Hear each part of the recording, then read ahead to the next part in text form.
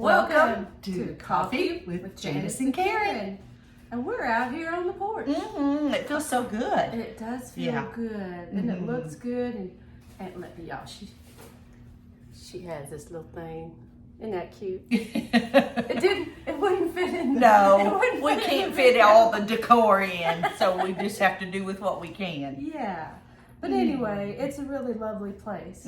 Thank you. It's a great family room. So anyway, but we want to talk a little bit about Christianity and how it works. Yeah.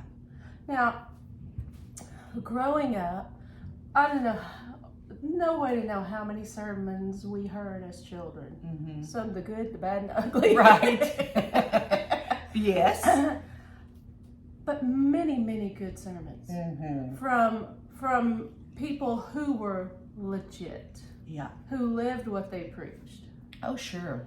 And so in those sermons and through life and through our own reading of the scriptures, we learned something about temptation. Yeah. Right. So temptation is inescapable. Sure. Yeah, as long as we live here, we're going to have that. Jesus had that. Jesus did. That's right. Yeah. Now, when Jesus faced temptation, what did he do? Well, he would quote scripture. So did he give in to it? No, he didn't. Yeah. And the interesting thing about the temptation was often there's a little nugget of truth inside it. If you're the Son of God, then blah, blah, blah, blah, blah. Yes. Yeah. Yeah. So, of course he was the Son of God. But you don't fall for that. And so Jesus is the great example of how to deal with temptation. Just because you are tempted to do something, it doesn't mean you are that thing. Exactly. I have been tempted to do ridiculous things. And I'll go, that's not me. Right. I wouldn't do that. Yeah. You know? But it's something that just kind of Satan uses to bug you. Sure. To irritate you. You know? And you're like, that's not even me. Right. And so, anyway, people don't understand, though, the difference between, and I don't mean church people necessarily, but I'm seeing there's a whole nother generation of people who did not grow up in church. Yeah. They've never been to Sunday school. Maybe their parents had a bad experience at church, or they felt shame, or they felt guilty, and instead of dealing with that, they were like, well, you know, I'm not going to do that. I'm not going to put my kids in church. I'm not going to do anything like that because it made me feel bad, and they're just a bunch of hypocrites anyway. Right. Well, the thing is a lot of times what these people end up doing is they create their own version Of Christianity. Yes. That says that everything they do is right. So they then create God in their image. And if that's done here, this person, that person, that, I mean, they completely change the gospel. Absolutely. Yeah. It is completely different. Let's look and see what some of those old writers talked about. James. Yes. If you will find James chapter 1 verses 13 through 15. Okay. I think I have it. Okay. Go ahead. Yeah. Let no man say when he is tempted, I am tempted of God, for God cannot be tempted with evil, neither tempteth he any man. But every man is tempted when he is drawn away of his own lust and enticed. Then when lust hath conceived, it bringeth forth sin, and sin, when it is finished, bringeth forth death. Ooh. So it says we're tempted when we're drawn away of our own lust. It's an evil desire. And that's what makes it so tantalizing. However, you can also be tempted with things that are just Satan trying to make you crazy. Yeah. I mean, that can happen too. But anyway, so temptation is something to flee. Yeah. Like Joseph. Yes. You know, Yes. he was in Potiphar's house. Potiphar's wife thought he was something. Yes, she did. And so she wanted him to go to bed with her. Mm-hmm. And he ran. Mm-hmm. Of course, when he ran, she grabbed Snatched his robe. Yeah, so Yes. he looked guilty by association. Mhm. But he wasn't. No. And so we're supposed to run. Now, here's another thing in Isaiah. This is Isaiah 5:20 and 21. Woe to those who call evil good and good evil, who put darkness for light and light for darkness, who put bitter for sweet and sweet for bitter. Mm-hmm. And you wouldn't, several years ago, I wouldn't have thought that's even possible, Mm-hmm. that people would do that. Yeah. But they are absolutely. Oh, yeah. I doing mean, we see it on the news every day, don't Yeah, we? yeah. The things that go against what Scripture says, and people are fighting for the right to do what is wrong. Yes. They're fighting for the right to do what is wrong. Yes. Yeah. So people are calling, just like this Scripture says, people are calling wrong right, and those that are right, they're calling wrong. Yes. Yeah. There's an absolute denial of science going on right now, of real science, Mm-hmm. that there are actual men and women. Right. That's very basic. Mm-hmm. Yeah, you can feel like you're not one of those, but you are. Right. Yes. Yeah. So, and that's hard, fast, Mm-hmm. thousands and thousands of years science. Right. Yeah. Is there an anomaly every once in a while? Yes. Can someone be born without a limb? Yes. Mm-hmm. But that's the exception. Mm-hmm. Yes, that's the exception. Okay. It seems like the goal now is to be happy. Mm-hmm. Okay, so I don't know of anywhere in the scriptures that it says your goal in life is to be happy. Right. That's in the Constitution. You have the right to pursue happiness. Mhm. The pursuit of happiness is in the American Constitution. Mm-hmm. It doesn't guarantee that you have happiness.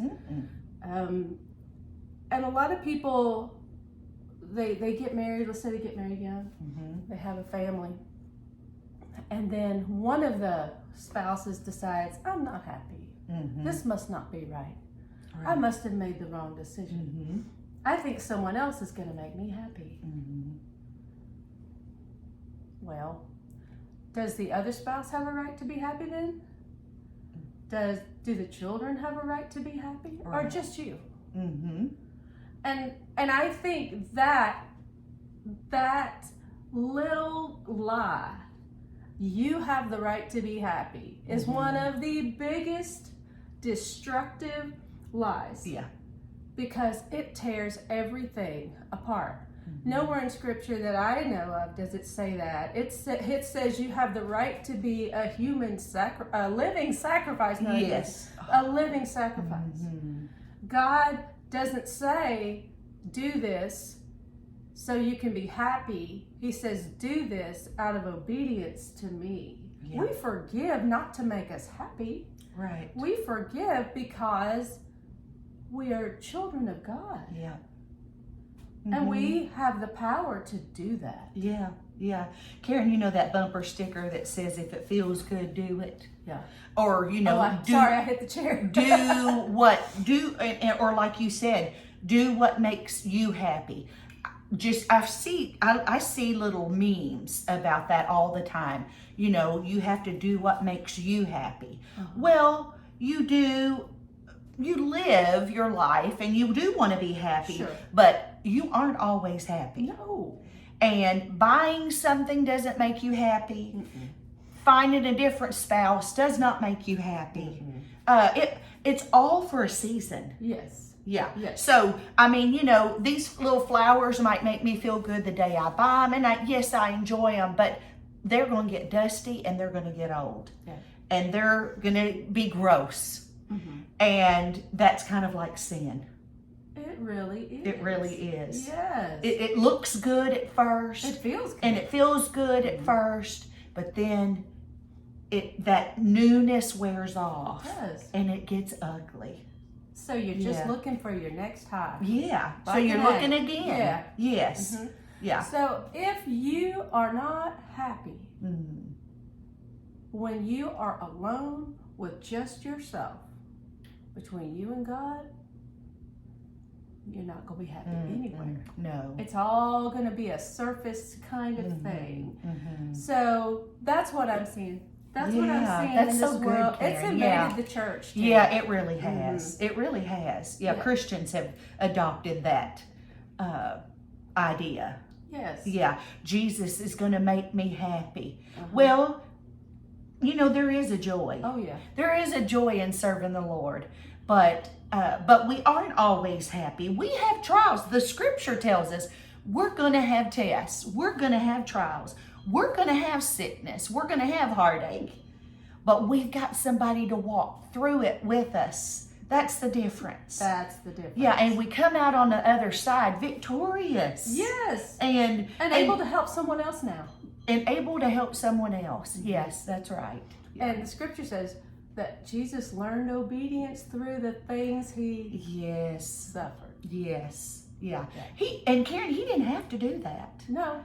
He had the power to call angels down to rescue him from that cross or from that beating, but he didn't do it because he loved us so much. Yeah. And so he did. He suffered. So we're going to suffer in this life. But I'm just so thankful for the joy and the happiness that he gives us and the peace. That's a different kind of joy. Yeah. You know? And we have a hope. Yeah. Is the awesome thing. Oh, I was reading about that this morning. I was reading, I have in Streams in the Desert is my favorite devotional, and it was talking about the resurrection. And it was talking about how that when Jesus rose, it was dark. It was early. So early. We think of it as, you know, often it's like, well, everybody's awake. Yeah. And so it was early, and it's kind of a lonely thing, you know? And so it talked about those at the last trump, how those bodies will rise and dust off the dirt, you know, and everybody else is probably maybe sleeping or something. Yeah. And then we who remain, that comes after, you know, we get to go. But anyway, so those, you know, you just wonder what's going on. What's going on that you don't know? You're busy living your life, you know, and the Lord has all these things prepared for us, and you know, we just can't.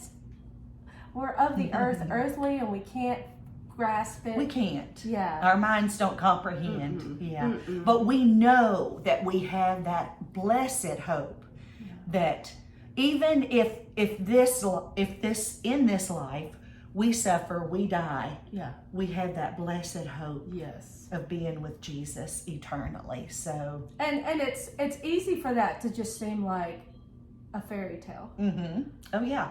Some days it doesn't seem like, really, is that going to happen? I want to really grasp that. Yes. I want to really, really know. I was talking to the Lord about that this morning. I want to really know that. I want to really have that full, I don't guess I can really understand it, but that full solidness, you know, in my being about all that. But I've never been there. Right. I've never died before. Right. And so, but I have faith. Yes. And so when we as Christians have faith and we die,